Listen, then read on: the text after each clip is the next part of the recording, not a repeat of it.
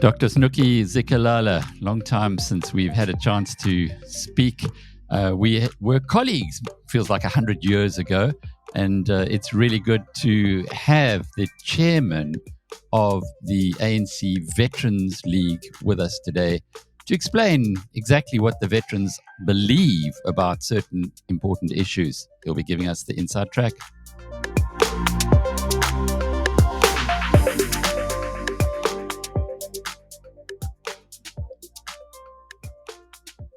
Snuki, just for those who don't know about the structures in the ANC, how important is the ANC Veterans League? Well, the ANC Veterans League is very important. It's the most senior structure within the African National Congress. We have three leagues. We have the Youth League, which went to a conference 2 weeks ago. 3 weeks ago, we have the Women's League, which also went to a conference about 2 weeks ago. Then we have the Veterans League, which went to a conference about a few days ago. It's from Friday until Sunday. And to be a member of the Veterans League is not everybody, but it's comrades who are 60 years of age and who have 40 years of uninterrupted service in the African National Congress. What it means that immediately if we see in our system, we have an electronic membership system, that we have 60 years of age and you have reached 40 years, and we request that you should write a small profile of yourself and also say when did you start working for the ANC underground. As you know, that the ANC was banned in 1960. And also who are the people that you work with underground. At least give us 2 names. And so I was saying that comrades who worked with COSATU, with the UDF, with Mass Democratic Organization, with defense and aid campaigns.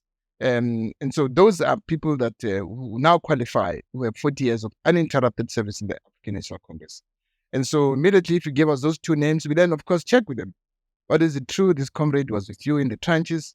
Whether you're an MK, whether you're in Mass Democratic Movement, whether we're with the Defense and Aid Fund, or whether we're with organizations that were defending those who were detained in the country. And then they will confirm that, yes, we were with them. Then, of course, we accept it. We not just accept it automatically. And so that's a caliber of people we have within the Veterans League.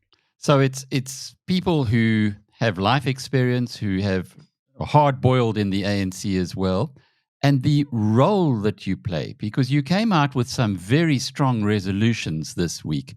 How seriously are your resolutions taken?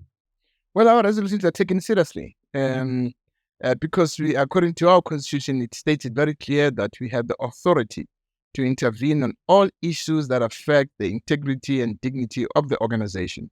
We have the authority.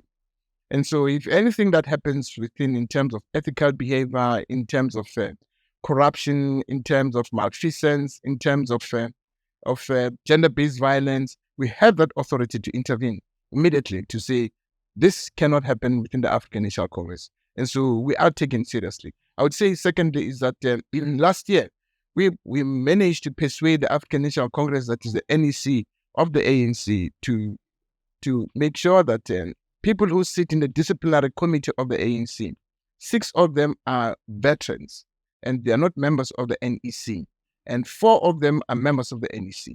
And so even the chairman is not a member of the NEC. And so that we must make sure that veterans are the ones who are driving discipline within the organization itself. And also in the disciplinary committee on appeals, we made sure that 6 of them are members of the Veterans League, and they are not members of the National Executive Committee. That National Disciplinary Committee on Appeals is chaired by Comrade Johnny Delange, who was now elected as the NEC member of the Veterans League, and 4 are members of the NEC. So that those who are members of the NEC, some of them will keep on defending comrades who are very close to them. But now if you have people who are independent, who are coming from outside, and who are fresh to what has been alleged this comrade has committed, they will be able to deal with that individual effectively. Now, the main issue that the media has picked up on is the resolution that the ANC should not be in coalitions with the EFF at local government level. Just explain that for us, the reason why and the implications if this is enacted, because there are many local governments where there are coalitions at the moment between the 2 parties. Well, we have a framework on coalitions, and our document states it very clearly of the ANC, which we influence in terms of it to be adopted, because we as Veterans League said that we cannot form coalitions without a framework. And there are 7 pillars of that framework. One of them, we are saying coalitions must be based on a common minimum program, a citizens' charter that focuses on measurable targets to service delivery and development in the communities. Such a program must be made public and be subjected to discussions by the community. Secondly, we said coalition partners must commit to shared values of stability, accountability, ethics, good governance, respect for constitution and the rule of law, social justice and equity, human dignity, and non-racialism. The third program that we have is that the party that has won the largest votes should lead the coalition in that municipality, and executive positions should be allocated in proportion to votes obtained by our coalition partners. And so what we are saying, that you look at EFF itself, EFF does not believe in good governance, does not believe in ethical values, does not believe in integrity, does not respect our constitution and the rule of law. And as a result, it breaks those rules. As a result, it breaks those rules. EFF does not respect that. But there are other parties that do respect. For instance, the DA does respect the rule of law, does respect our constitutional democracy. And so there's nothing wrong. If DA, for instance, it just got 45%, we have 44%. If it said that we have a program of action, that program of action is the one that will ensure that we develop the communities, we provide services, we make sure that we provide electricity, we make sure that we get rid of potholes, refuse collection, governance. Definitely, there's nothing wrong in sitting and talking to any party that is committed to service delivery to the poor, and that believes in the rule of law. But what you've just said now would make would be harsh listening for many people within the ANC, where the DA is regarded as the enemy. Yeah, what we are saying to our people is that we are saying that we're not opposed to working with any party, as long as that party will be able to say will focus on measurable targets to service delivery and development in communities. And so we are saying that you should enter, because it's all about providing services to the poor and services to society. And of course, if you enter into a coalition with a party that believes in the rule of law, that believes in our constitutional democracy, though DA, of course, we are saying there's a red line with the DA. We know that they don't believe in transformation. And some of them are racist. But now if they say there's a common program of providing services to our people, and we agree and we are open about it, I don't think our society will object to that type of an agreement, because our people are the ones who are suffering, whatever we are. And if they are saying, if DA says we'll provide skills in terms of governance, there's nothing wrong with that, in as far as we are concerned. And so we are saying that any party, we say any party, but EFF does not believe in the rule of law, does not believe in our constitutional democracy. And you cannot enter into a coalition with such a party. But the ANC has got coalitions with the EFF at the moment, and many political analysts say it's a natural partner after 2024, should the ANC not get its 50%. Well, no, it's not the natural partner. We are fishing from the same pond with the EFF. EFF has made it very clear that it's there to unseat us. EFF has made it very clear that it hates our president. And so why do you have to go to a coalition with EFF when it makes it very clear that it's there to unseat our president, is there to unseat the African National Congress, and we're fishing from the same pond, and does not believe, where's our pride and dignity if you enter into a coalition with such a party? And so we as veterans, we are going to meet with the top 7 to discuss this issue of getting into coalitions with unethical parties that does not believe in economic development of the country, that does not believe in the rule of law, that does not even respect our constitution. Why do you have to enter into a coalition? Why? And doesn't believe in governance. Why do you have to? This is about the life of ordinary people and the life of South Africans. Snooki, you've mentioned the top seven. There appears to be quite a lot of jockeying for power at the moment, or indeed to succeed the president. Fikile Mbalula has been rather outspoken. Paul Mashatile, on the other hand, is almost on a bit of a media charm campaign. What do the veterans make about this? Because this is breaking with ANC tradition, where people don't really or haven't really in the past been putting their hands up long before any elective conference is coming in.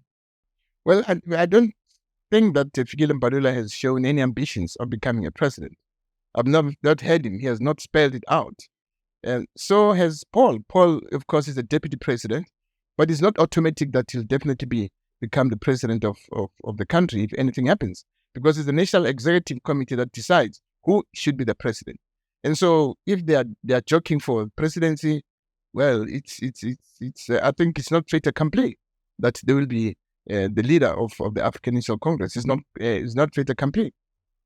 What's your view as veterans on what is happening in South Africa today? Well, in what sense, Alec? Well, generally speaking, the Reserve Bank says it's likely that we're going to have 0.6% economic growth this year, 1% next year. Our population's growing at 1.5%. So it's 2 more years of greater poverty that face us. It's a concern for many people. We know businesses jumping in and trying to help where it can. But what do the veterans believe? Where did this all go wrong? Well, what we are saying as veterans is that we believe that the social compact that was supposed to have been signed at NEDLEC, we are pursuing that. It should be signed between business, labor, and government. And so business has come on board. They are prepared to sign the social compact. And the business itself has put on the table more than, I think, 2 trillion rands for that social compact to create jobs, develop the economy, bring about renewal of the economy itself after COVID. But labor is the one that is still dragging its legs. And so we as veterans, we are committed to sit down with labor and make sure that the labor comes to the party, because this has a knock-on effect, especially to question of employment, in terms of high costs of rising of food supply. It has got serious problems in terms of crime and violence, because unemployment is very high in the country. And so it's important that you should bring the parties together, business, labor, and government, and community organizations, to make sure that that social compact is signed at NEDLEC. And so that's what we'll be looking at as veterans, talking to especially to social partners, COSATU, and of course persuading business to come back to the table. But business, about a week ago, they've agreed that they'll support government in terms of ensuring that there's economic growth in the country. And so they put in some money, they've committed themselves, and so which is good. The only thing now, that labor must commit itself. And so we'll make sure that that happens. It has to happen, because there has to be economic recovery. Many people are unemployed in the country. Inflation is going up, and the prices of food are skyrocketing. That must come to an end. And so we as African National Congress, we believe that that social compact must be signed. And what about the National Democratic Revolution? I'm sure you're aware of Dr. Anthea Jeffrey's recent book, where she says that it was created in the Soviet Union in the 1950s. It's not fit for purpose anymore. And yet it appears to be the cornerstone of the ANC's economic blueprint. Now, the National Democratic Revolution, what it means is that you have to bring about quality services to our people. You must get rid of low education, must look at making sure that the economy grows, must make sure that there's public healthcare in the country, must make sure that the stability, economic stability in the country, must make sure that more black economic empowerment companies are created, not only those who are listed at the stock exchange. It must make sure that there is much more investment in the economy of our country. Our country economy is not growing. And so National Democratic Revolution says that we have to make sure that we bring stability in our community, in our society. We grow the economy. We make sure that there is a rule of law in the country. Make sure that we provide quality services to our people in all sectors of our community. That's what is important. That's what national democratic revolution means. Mm. And the Zondo Commission, the Veterans League, is, as you said earlier, very focused on the integrity. And the Zondo Commission had a lot to say about corruption within the state and state capture, etc. What is your view on what needs to be done with the conclusions that Judge Zondo provided the nation? We have the plan of action to implement the Zondo Commission recommendations. In our declaration, we made it very clear that the ANC has considered the Zondo Commission and make recommendations which are not yet implemented. What we are saying that these recommendations must be implemented in a sense that the law enforcement agencies must act against those who were found wanting during the Zondo Commission, irrespective of who the person is. We believe in that. And that's what the ANC says. And so Shamila Padoe must just act. She must just get her act together. And so it does not matter who it is. Whoever has been implicated in Zondo Commission and has been found wanting, and they can lay criminal charges on them, let them do so. We believe in the rule of law as veterans in this country. Are you as frustrated as veterans as many in South Africa are, that we just can't seem to be getting this right? Getting what right, Alec? Getting our country back on track, getting economic growth again, reducing unemployment, having a rand that's stable, having electricity. There are many areas that we see appear to be failing in, and the frustration levels are extremely high. I'm just wondering, from within, if we have a look back at the period when Thabo Mbeki was president of South Africa, how we were reducing government debt, growing the economy at a rapid clip, it almost seems like a different age now when we see what's happened more recently, getting back onto that rail line. Yeah, but people should remember that the Zondo Commission, what it unveiled, it shows that there was counter-revolution in this country since when Thabo Mbeki was removed. There was counter-revolution in the country. That all structures of the organization were crippled completely. There was mass looting, and you find in the economic sector as well. It was massive. It was massive. That's why we are saying that those who are found wanting by Zondo Commission, they must face the full might of the law. And people must not forget that in the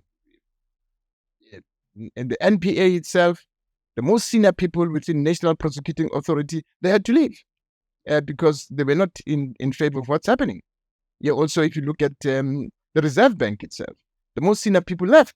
If you look at the police itself, they were compromised. The intelligence was compromised. In the media itself, the media was compromised, largely compromised. And so we are saying that it was counter-revolution. Those 10 years, that's why we call them lost 10 years. We really lost 10 years. And so now to recover all that, even Shamila Padoe says it's going to take years to train prosecutors to make sure that they are skilled and competent prosecutors who are coming on board. Because without skilled, competent, and incorruptible prosecutors, you won't be able to arrest those who have committed this crime against humanity in terms of destroying our economy. You look at SARS itself. The Nugent report stated very clearly. It shows exactly what we are trying to do, trying to destroy SARS. They did make an attempt with Moyane to destroy SARS. And so immediately, if SARS was destroyed, what was going to happen to the country? There's going to be mass uprising because the government was not going to be able to pay salaries. Government was not going to be able to make sure that hospitals run. Government was not going to make it possible that the railway runs, water runs, because government was going to be crippled because there won't be any income coming to the government coffers. That's why they captured SARS by putting Tom Moyane there. And so now it will take time to bring back SARS. Of course, Kees Werther worked very hard to make sure that SARS is on its feet now. And it was nothing else but counter-revolution. That's what happened. But we are saying we're not frustrated. If we are frustrated, we wouldn't be where we are. Yeah, if we are frustrated, we cannot be frustrated. In the camps, we're frustrated because we're very far from home, but we had hope and worked very hard that you mobilize the South African community so that structures have been set up within South Africa to overthrow the apartheid regime. And so we're not sitting back and say, we are frustrated, let's fold our arms and do nothing.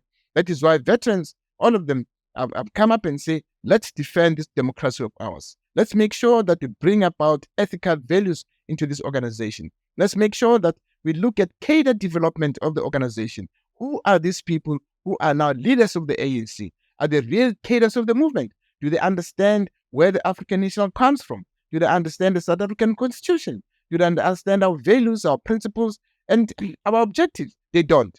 We believe that the ANC, has been, to some extent, has been hijacked by unscrupulous elements. And so what we are seeing, those unscrupulous elements were named in the Zondo Commission. That is why we are saying, let the law enforcement agencies take action. Dr. Snuki Zikalala of the ANC Veterans League, and I'm Alec Hogg from BizNews.com.